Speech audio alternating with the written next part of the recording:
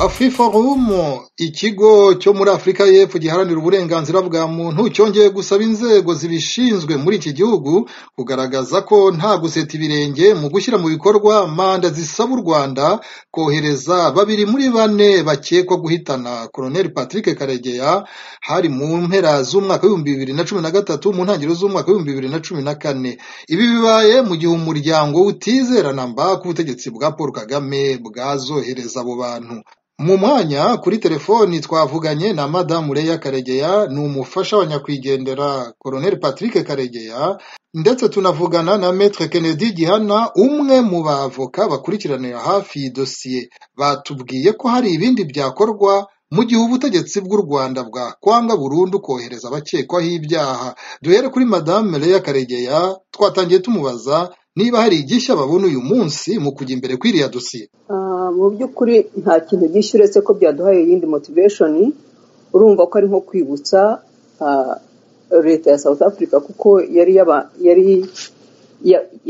yabamenyesheje yuko batanze extradition y'abari abantu, nyine bari abantu bishe, bari abantu mbese bakoze buriya bwicanyi muri South Africa. Uzi ko babatumije, barabandikiye, hanyuma baza gusubiza nyine prosecution ya South Africa iza gusubiza yuko bandikiye leta y'u Rwanda kugira ngo ibohereze, ariko kubona nyine kuba baboherereza kugeza ubu nta response turumva iturutse muri leta y'i Kigali. Byadushimishije rero kubona nyine atari nayo bavuze gusa, n'izindi cases bagenda bakorera, mbese bakorera ubuvugizi ariko bakaba nta gikorwa. Ni nko kubibutsa, byaduhaye motivation no twongera icyizere yuko ibyo ari byo byose ukuri nyine kuratinda ariko ntabwo guhera. Kandi bari abantu babona ni experts kandi n'abantu bubashywe hariya. Ntabwo dushidikanya rero yuko hari icyo bizatanga, bigomba kugira icyo bitanga, kuko n'ubundi South Africa ni igihugu kigendera ku mategeko. Ni nayo mpamvu dukomeza tugategereza twizeye ko hari kirimo gukorwa. Igihe Colonel Patrick Karegeya yishwe, hari ababyishimiye mu bategetsi. Umuntu akibaza niba hari icyizere, hari akanunu k'icyizere cy'uko bariya bahamagazwa n'inzego zibishinzwe za Afurika y'Epfo ko bakoherezwa iyo, niba igihugu cy'u Rwanda cyabikora. Mwumva hari akanunu k'icyizere? Nta cyizere cy'uko Kagame yakohereza bariya abantu bishe, kuko niwe wabohereje. Urumva kugira ngo bariya abantu batumizwe bajye hariya, ni nko kuvuga ngo Kagame agiye kugaragara. Ntabwo rero azakomeza abakingira ikibaba, ahubwo nibishoboka nibazica kugira ngo wenda asibanganye burundu he kuzagira igikorwa. Ariko ikigaragara ni Kagame wishe. Twari tunabizi batarabivuga, biba confirmed. Ariko Kagame nk'uko umuzi nyine, uzi niwe wigambye wa mbere, n'abakurikiye bakaba ari bene bamushiki babo bose urabibuka. Ariko ntabwo yabitinyuka kuko azi yuko byamugaragaza kurushaho, kandi yarakomeje akihakana nyuma yo kubihamya akongera akihakana. Urabizi ko ahora akagira indimi nyinshi. Ntabwo rero cyo kuvuga ngo twizeye yuko azabohereza byo ntabwo bihari. Gusa icyo twishimira kandi twizera ko gishoboka wenda ni ukuvuga ngo bashobora gutanga nyine ya international arrest warrant kugira ngo abo bantu hazagira aho bajya, azabagumane wenda biyicire. Wenda igihe kizagera Kagame ntabwo ari umusozi azagera haveho, undi uzajyaho, cyangwa se hazaba ukundi kuntu, cyangwa dushobora no kujya no mu zindi. Hari izindi, twizera ko hari n'izindi nzego dushobora gukurikiraniraho, kubera ko ubu nyine verdict dufite n'ubuhamya dufite, dushobora no kujya mu zindi international courts zishobora gushaka ukuntu bakorestinga bariya abantu. At least dufite uburyo bundi twakurikirana urubanza rukazagira iherezo, ntabwo ari ibintu bizahera. Icyo rero nicyo cyizere kandi cyatumye n'ibi nyine byongeye gusohoka biduha imbaraga yuko AfriForum ikibikurikirana, at least ntabwo yabiretse. Ibyo rero ni ikintu twishimiye cyane nk'umuryango. Madamu Leah Karegeya, uri umufasha wa nyakwigendera Colonel Patrick Karegeya, twaganira kuri muri Leta Zunze Ubumwe za Amerika. Wakoze aka kanya wahaye Radio Urumuri. Ibihe byiza. Nawe byiza, murakoze cyane.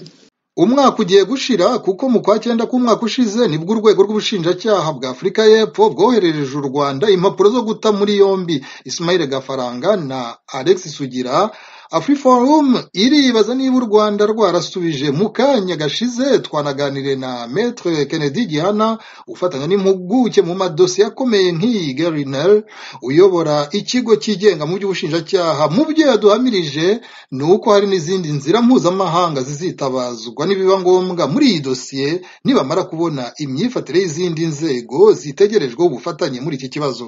Ku itariki 10 z'uku kwezi gushize twandikiye Minisiteri ya Justice y'ahangaha ngira ngo nk'uko Afriforum Advocate Nell yagisubiyemo yavugaga ko dutegereje igisubizo kuva muri Minisiteri ya Justice kugira ngo tubwire ubusabe bwo kohereza abahereje u Rwanda bwo kugira ngo u Rwanda rwohereze aba bantu ari extradition, nimba barabonye igisubizo kuva ku Rwanda cyangwa batarakibonye.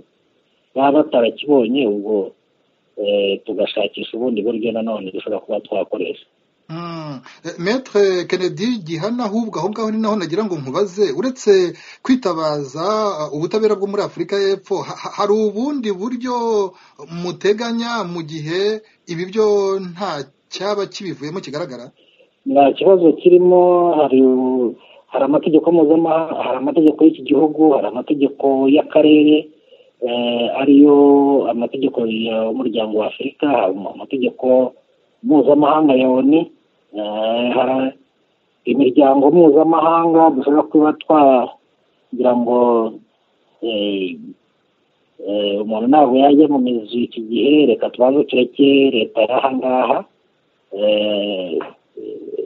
bicishije muri Minisiteri ya Justice y'ahangaha turebe icyo u Rwanda ruzababwira. Twebwe nicyo dushaka kugira ngo turumva ko ubushinjacyaha bw'ahangaha ndetse twaranabubwiye ko nimba hari inyandiko bohereje muri Interpol nazo baduha kopi yazo. Ubu turategereje. Muracyategereje. Ariko ntabwo ari ukuvuga ko hari. Ariko ntabwo ari ukuvuga ko ariyo nzira yonyine. Turumva ko leta y'ahangaha ifite inzira nyinshi ishobora kuba yacamo kugira ngo u Rwanda rube rwakubahiriza icyo leta y'ahangaha ibasaba. Ariko biramutse nanone baseta ibirenge cyangwa batabikoze nk'uko umuryango utegereje kugira ngo ubone ubutabera, nk'uko nyine Afriforum yabivuze ko ubwo igihe twabahaye nikirangira kugira ngo habahaye iminsi 30, ubwo icyo gihe tuzaba tumenya tuzicara dutegure ukuntu nanone tuba twakongera kuba twabaza ahangaha leta y'ahangaha hamwe n'ubushinjacyaha icyo bubikoraho. Tuzi neza ko leta y'u Rwanda itazohereza abasirikare bayo kugira ngo baze hano, ariko hari inzira nyinshi ku buryo inzira ya mbere niyo ngiyo yo gutanga ready notice kubashyira kuri Interpol. Nabyo turashaka kugira ngo tumenye niba barabikoze, kuko tuba dushaka kugira ngo idosiye bataziryamira nk'uko baziryamiye imyaka 5 yose ikabishize cyangwa 6. Ndagushimiye cyane Maître Kennedy Gihana, uri umwe mu bavoka bakurikiranira hafi iriya dosiye ya nyakwigendera Colonel Patrick Karegeya. Wakoze cyane, twaganiraga uri muri Afurika y'Epfo. Tugushimiye aka kanya uhaye Radio Urumuri. Murakoze cyane namwe kuba muduhamagaye.